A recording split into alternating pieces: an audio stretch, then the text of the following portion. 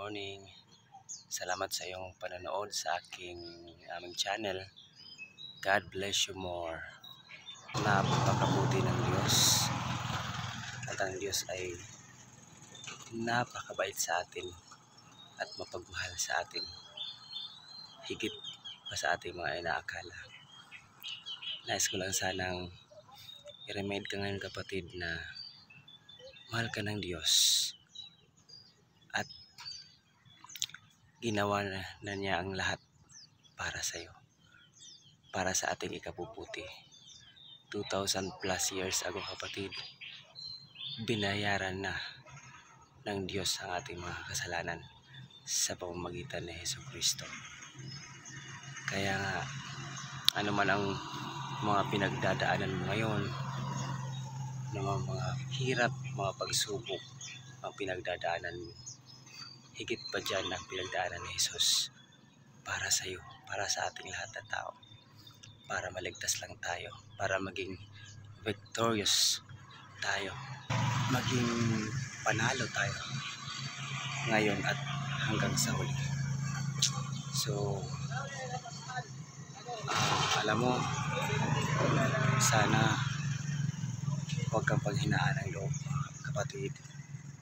Patuloy ka lang sa iyong pananampalataya sa ating buhay na Diyos.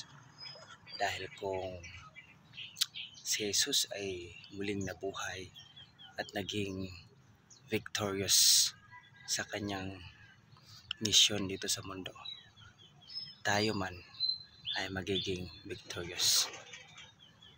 At tayo din ay muling mabubuhay pagdating ng araw. Patuloy mo lang na ipagkatiwala ang lahat sa ating Diyos sa pangalan ng ating Panginoong Jesucristo.